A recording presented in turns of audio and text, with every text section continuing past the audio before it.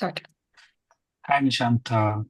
So I'm Pramukh, and this is my teammate Shravani. So Right.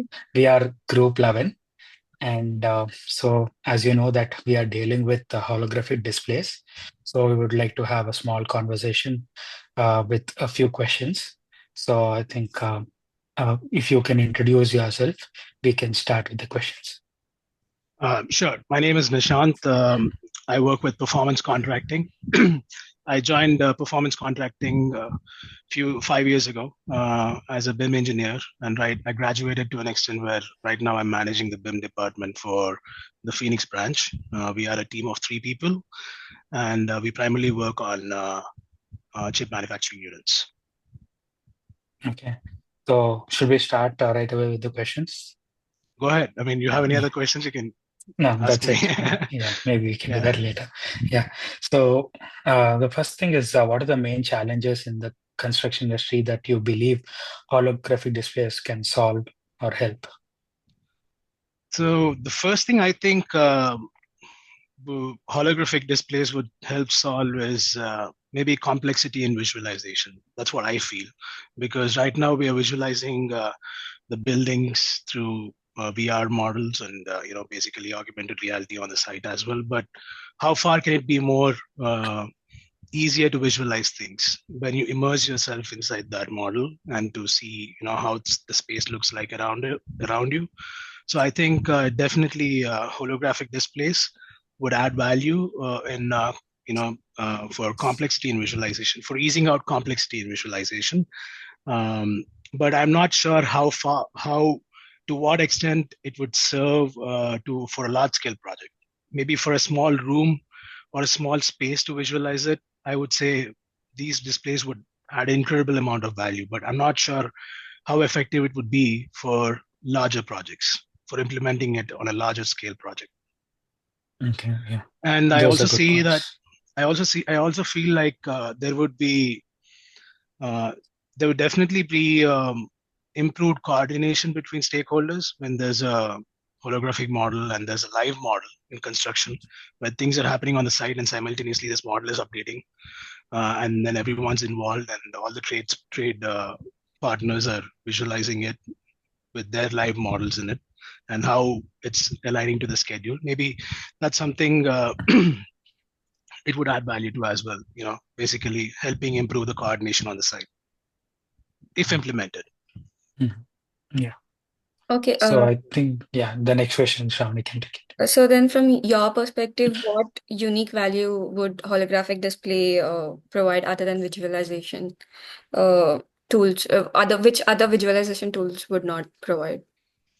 So unlike VR, which is where which isolates the user, you're just visualizing it on your screen. But this is more of an immersive thing. So you're going into it. Basically, you're interacting with the project, not with again. I want to reiterate the point, not to at a larger scale, but at a smaller scale. Maybe because I'm an architect, I understand how design works. If a client comes in and he wants to check out the space, maybe you can show him through this holographic display how the space would look like, and he would be more invested in it because he's seeing the space around him as though he's looking at, in that is aligning to the site.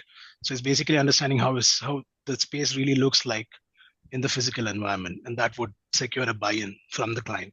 So I would say that's unique with holographic displays compared to VR and AR, which you have to wear those headsets which give you a headache, or you go use a tablet on the site. Maybe you need to align the models to the site and see them on a tablet, but this is more like an immersive where you're actually visualizing things without even wearing anything. That's something which I feel holographic displays has an edge over other visualization tools. Okay, so like after telling this, so what kind of projects do you think would benefit most from these, like the displays, or why do you think so this will happen? I think the best project to this can be used if implemented on a larger scale would be the project I'm working on right now. Hmm. Um, right now, we're working on this mega chip manufacturing facility in Chandler. I can't tell the name out, but I'm pretty sure you guys have guessed it.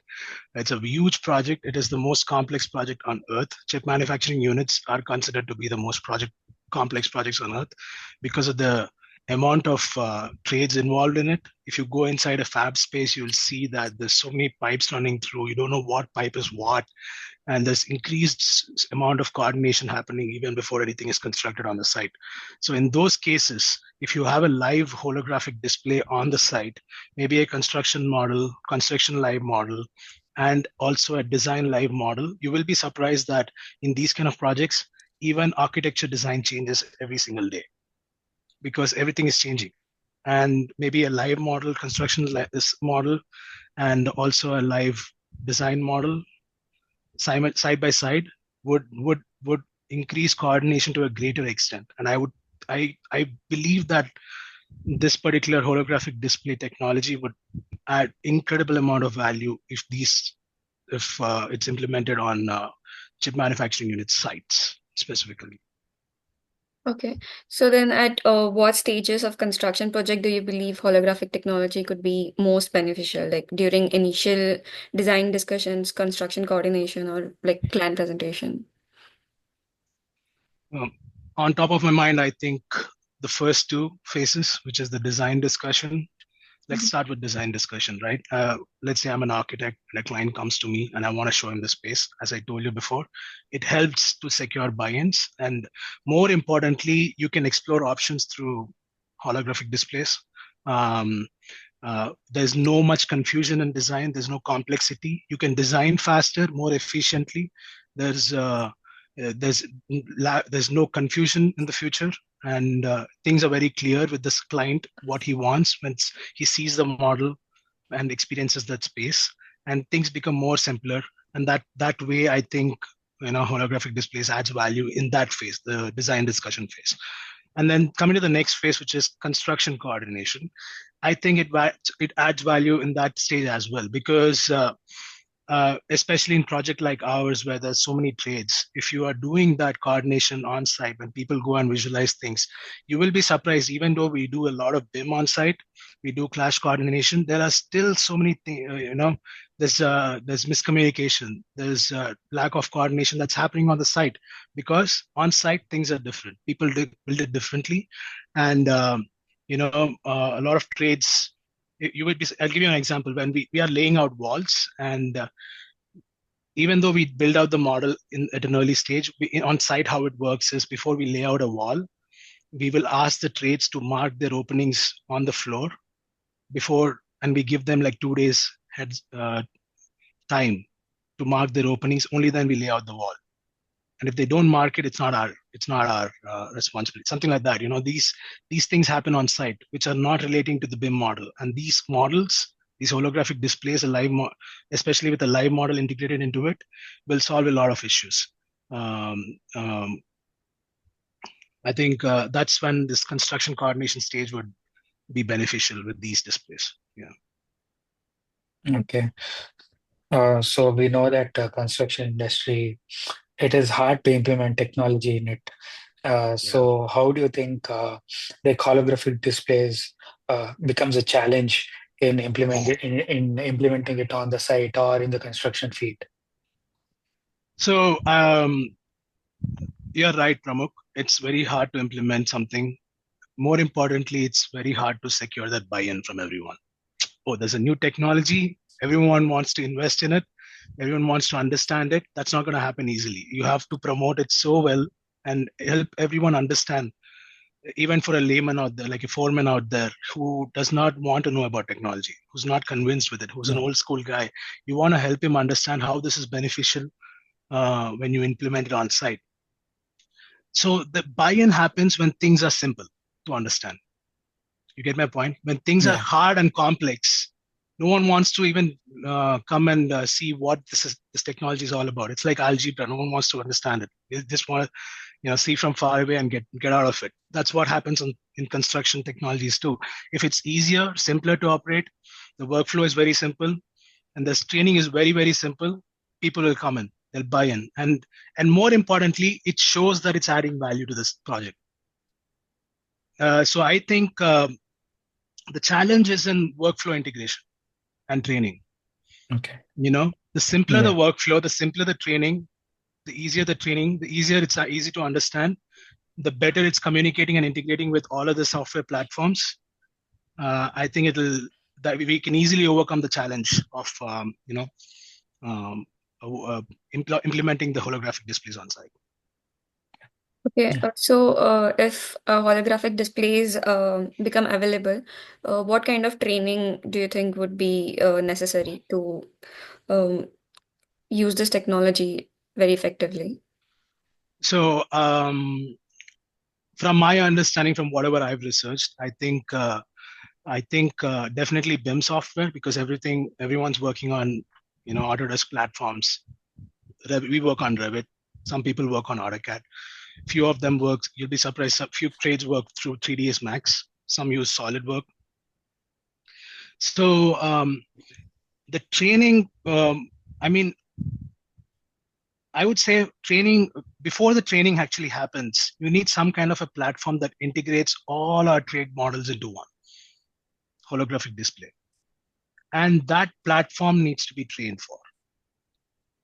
That's my idea. That's my thinking, because it's very hard for to have a software that integrates with all trades models, which are being designed in different softwares. So it needs to consider everything. The holographic display platform needs to consider all the models that are being implemented by the trades, maybe even a few deliverables that are given by the trades, even a few of them that everyone is asked to do. And then if the person operating the holographic display is trained on that platform alone, uh, that would add value, right? So technical skills, uh, it need not be necessary. It's not necessary that he needs to know all BIM software, but that single platform which integrates with all the BIM software, he or she must be trained on that particular uh, platform. And then Yeah. they should also be trained on the workflow. As I discussed, the simpler the workflow, Mm. the Yeah. easier it is to Either implement. it is. So that skilled person should be trained on two things. One is that platform which integrates with all the softwares. Second thing, the workflow of how to implement it. Right. Right from Yeah. taking the display technology, where to put it, how to put it, what to plug in, all these come under workflow. The simpler it is, the easier to use. Yeah. Yeah, exactly. So we know that safety is like the paramount in construction industry. So do you think holographic displays can somehow add to safety on site, or can give an edge over traditional techniques or traditional ways of looking at safety? So I think as when you talk about safety, I only one thing strikes in mind, which is maybe we can have some safety training simulations in that Hmm. immersive medium. Yeah. You go inside, show the foreman, hey, there's a forklift that comes from here, and you need to make sure that there's a spotter. You can show the folks who are getting trained on safety that this is how it needs to look. This is how that person needs to bear. This is how the harnesses should be secured. You know, Mhm. that is the height you need to be on. And more importantly, when you have a real-time live model, you can even show the space how it looks like. There's a hindrance over here, there's a wall over here, there's a concrete barrier, there's a column running through, there's a rack coming in between. Make sure that your forklifts only operates at that height, and show them that simulation. That way there's easier way to that's that way you can identify the hazard easily, and also get train foremen or people training for safety really well, even before, let's say, every guy on site, before they work on a small space, right, they do the safety check-in. They must check in everything. At that time he can basically go and do the simulation and understand the space, and do that check-in. That will help him do learn more about safety and through these simulations. Okay. Okay. Well, thinking about cost is also very important. So, what do you think, like, how cost will play its role in the adoption of this technology? And, like, how could companies justify this investment? So this is where the buy-in comes in. You have to convince, like, what is it that this would add value to the construction field, so that people want to buy it. So one thing that I think the criteria for the cost saving is maybe reduce of rework, because there's increased coordination on site through this model. Are there any reworks happening more compared to previous projects that we did not use holographic displays in? You get my point? So you compare it with previous experiences, see if the reworks have been reduced through the use of these displays. And maybe that's an added value, that's an added feature, that hey, this is through use of holographic displays, we have reduced the rework and we have saved so much money. That's a justification factor. Another thing is, through usage of holographic displays, you can market yourself. I mean, companies like startups or any other construction company, they can market themselves as they're tech savvy and they're implementing new technologies, and they've implemented this and so reduce this much. That way it'll attract clients, tech savvy clients, and that'll showcase themselves as tech savvy, ever forward leader, and that way they can attract high profile clients for their future projects as well. These are the two factors I think. When it comes to cost, it can help boost the revenue in construction companies. Okay. Yeah. So because we are talking about technology, so how effective do you think it is in pilot projects, or like what is the criteria to determine a success of the technology? I know you have answered this in quite some levels, but yeah. To talk about pilot projects, I think first I would say maybe I'd try implementing it in one of the projects, which is not a large scale project, but a medium scale project. And it does have certain complexity within it. It's not like not complex at all. It does have certain complexity. It's a medium scale project. It has a few trades participating in it. And there are some challenges to overcome as well, and see how much value this is adding to it. By cross comparing it with the previous projects, you see the data and measure it, and that's how you can test that effectiveness. And also some criteria to see how effective it is again measuring the rework reduction. Does it save time? Does it save the schedule time by a greater extent? Is it making people on the field who are constructing things, foremen, understand things clearly? Is it have safety incidents reduced because of it?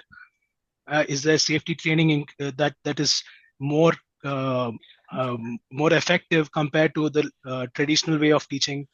And you can basically collect all the feedback from the people getting trained on safety, and help basically get the data that was it better than before, or is it not better than before? And that way you can basically measure success of the holographic displays on a construction site, I would say. So then how do you envision holographic displays integrating with existing BIM data and like workflows in the future? Yeah. What could be some of the challenges during this integration? Now, this is a very good question. As I told, I don't think I spoke about it much earlier, but this would work effectively if there is seamless integration.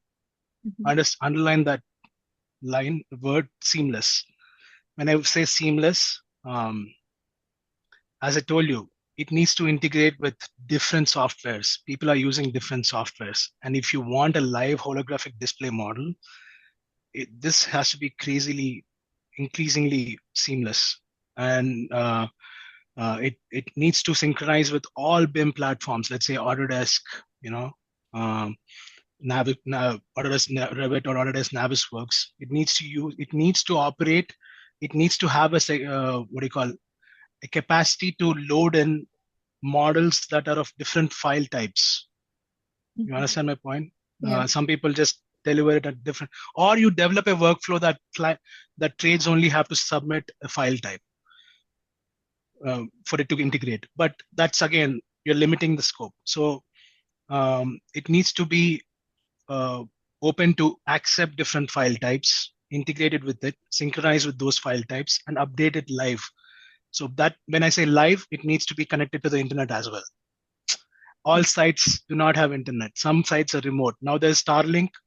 How can it integrate with Starlink? Tesla Starlink. Does it have an integrating capacity to integrate with satellite internet kind of thing? All these come into play, and then Cloud-based updates. I would say rather than just seamless integration, some updates like if you go into BIM, if you go dig deep into BIM, there's clash coordination happening on the cloud.